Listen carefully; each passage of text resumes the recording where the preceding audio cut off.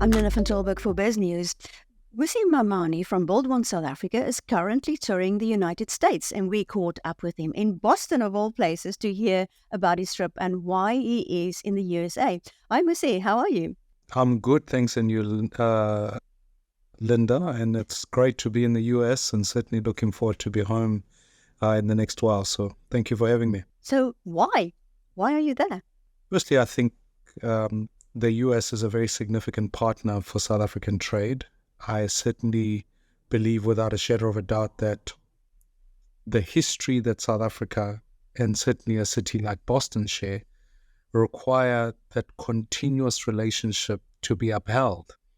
And it's great not only to meet South Africans who are here, but also to be in the heartbeat of great universities like Harvard and MIT in fostering relations between South Africa and that. And so part of my reason for being here is also being able to say, how do we, heading towards a very crucial election in South Africa, ensure that those partnerships are continued? Because sometimes I think Americans can hear a story about South Africa that says, forget about it, it's going one way and it's not a good way, or they hear negative stories about farm murders, etc.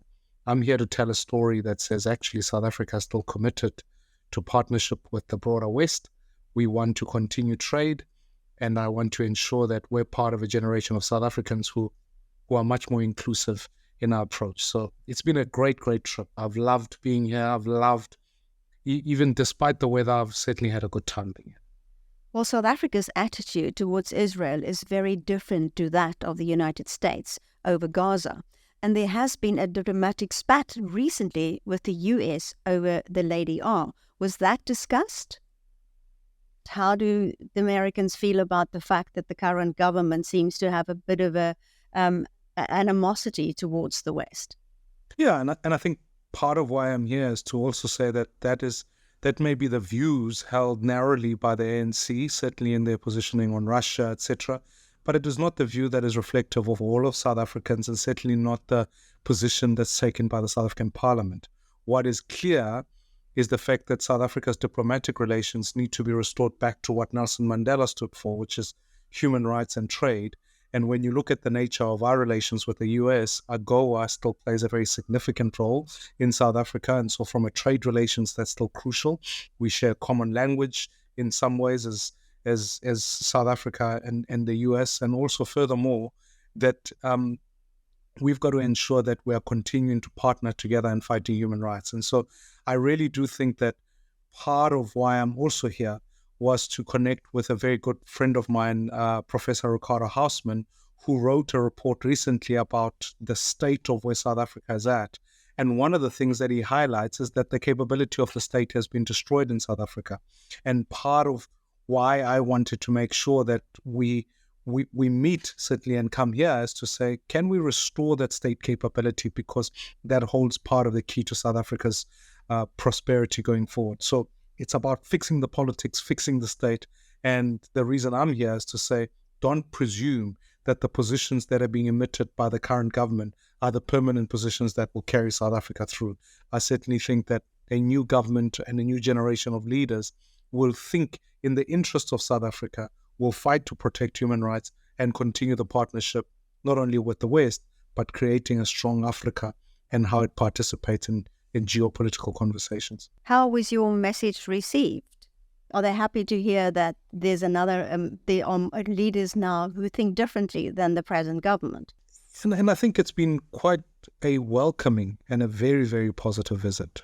For one, I think for me, even as a South African, it's been so great to recalibrate or reconnect with Mandela's relationship, not only with the city of Boston and the state here, but it's also been great to connect with many African Americans here who are doing an incredible work in their communities and upliftment and grappling with similar issues as South Africans that we hear about inequality, etc.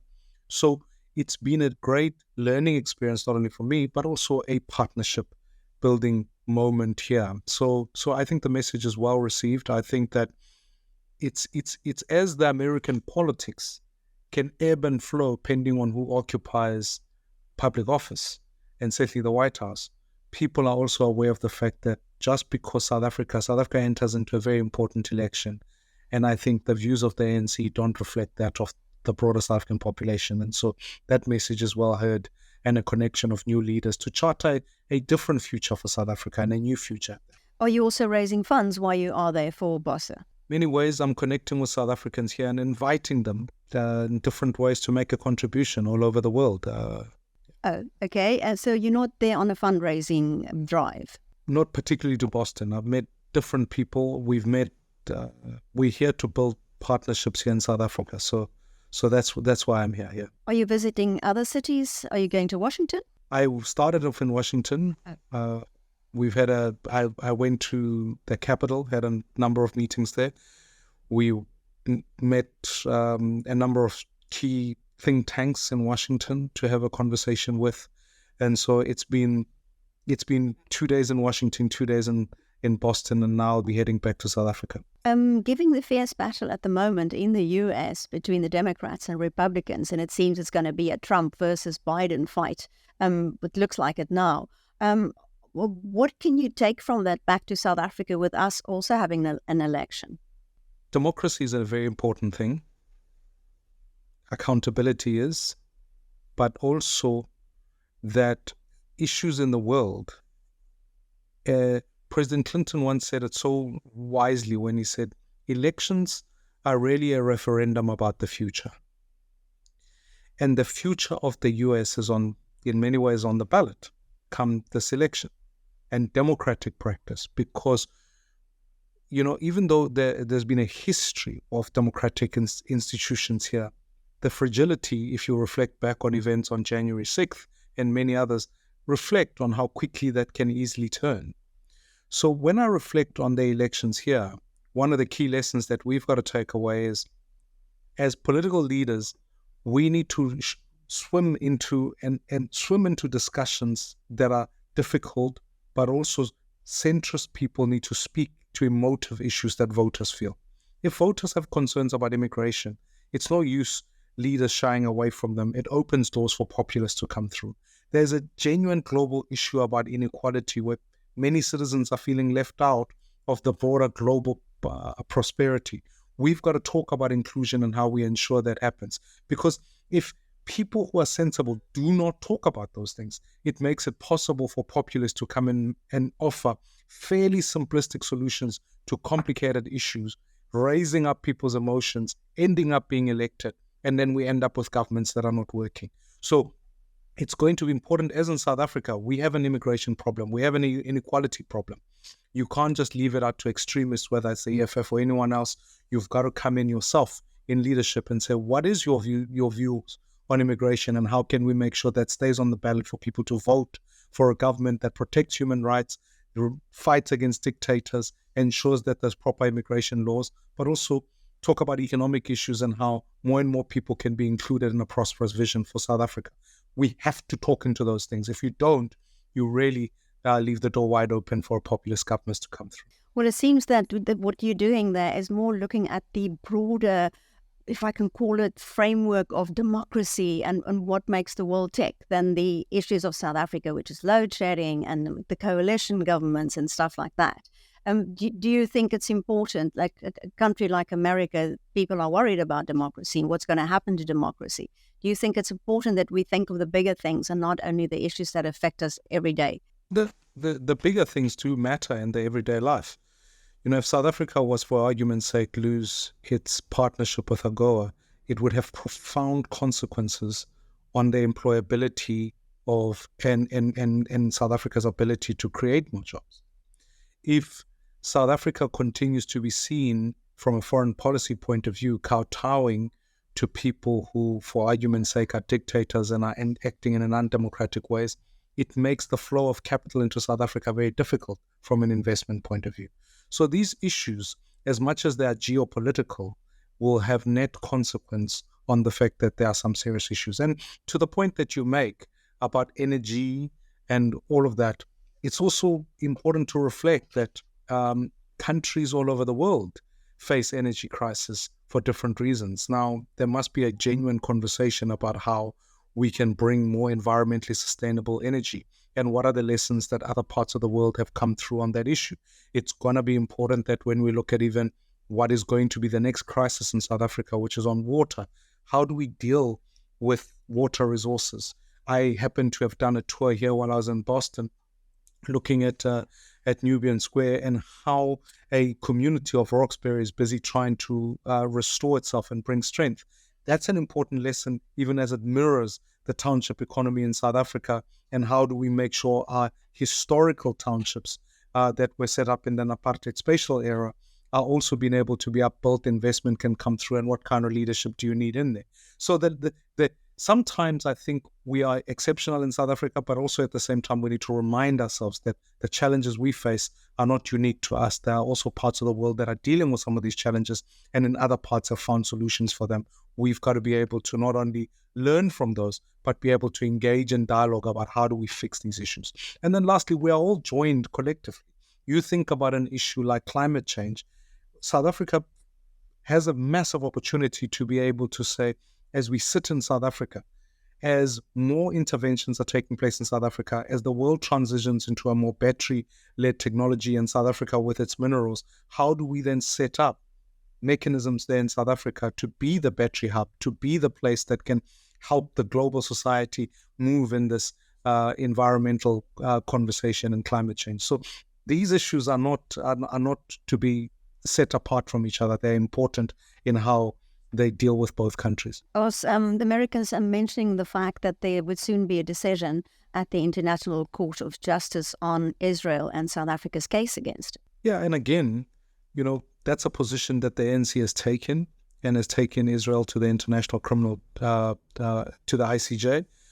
I think that actually we need to remind ourselves that, like many people in the world, we still all stand for a two-state solution. We still hold the absolute sense that it's going to be important that we have a ceasefire in the Middle East. It's going to be important that we come back to a negotiated settlement that achieves that two-state solution. And I think that's a common view amongst many right-thinking people in the world. And I think to sort of polarize it in that way has not been helpful in being able to find a quick resolution. And also do think there is a degree of hypocrisy that the ANC government is taking on this issue, given that they've built relationships with dictators and people who do not care for human rights, who do not in many ways protect people, whether it's former leaders in Venezuela or many other dictators in Africa who have killed their own people. If we're going to be consistent on principle, we need to be such all the time and not be selective about which cases we choose. Well, can we turn to politics back home and the election that's taking place later this year? What is Build One South Africa to build out the party, to increase membership, and to launch a manifesto where you tell voters what you stand for? I see you've got new appointments. You've got a former spokesperson for Fikile Mbalula is now working for you. Are you expanding? What's happening? Yeah, absolutely. We are on the growth path, and I'm quite excited about our project. I say this to you, Linda, and we're probably the only party on the ballot that represents all South Africans. We're not going onto the ballot to be a black party, a white party, an Indian party, a colored party, a religious party, or any of those issues. We're contesting for ideas. We're furthermore saying that let the people be able to directly elect their people, and we've shown the success in that when you look at the diversity on our lists. We've also, the only party in many ways, as we've been growing in all 9 provinces, and I feel confident that as we head towards this election, it's going to be a great one in how we work in building that center of South African politics so that we can become the anchor tenant in a coalition government that should take place after that. So I'm feeling quite confident. And South Africans like Ayanda, who you mentioned, who worked in a diverse range of spaces, whether in media, television, a very articulate woman in her own right and a powerful leader, songwriter, is coming to work with us. And there are many more like her. She perhaps maybe enjoy media attention, but there are many more like her who are lawyers, who are activists for human rights, who come from communities, because we've said politics is far too important to just be left to politicians. So let's find the best talent across the country and have it come and represent the people in parliament. And Ayanda's is one of those. And you've not closed the door on possible negotiations with the multi-party charter? No, we have not, but we're alive to the fact that even if the multi-party charter achieves all that it wants to achieve, it still does not get over 50%. All of the voters who are sitting in the middle need a home that they can give expression to the vote for, and we believe we are that home, and we can be able to speak to the multi-party charter post the elections. That's still an option that is available, and in fact will be an important option to consider. But if you want to try and get 51%, we have to put as many vehicles possible on the ballot, a sufficient number so that voters have a place where they can cast their votes, and then we can create a coalition that then brings change post the elections. Mmusi Maimane, thank you so much. We're going to let you go and stay warm. Linda, thank you very much. It's getting better, and I'm missing home, so I look forward to getting home. I can imagine. Thank you. We have a manifesto launch a jobs launch on Sunday, so I'm really looking forward to that conversation and being able to communicate to South Africa on jobs and how that goes. So we start to travel. Are you going to be back? Absolutely. I wouldn't do it virtually. Okay. Well, thank you so much, and thanks for speaking to us. No, I appreciate it, Linda. Thank you so much.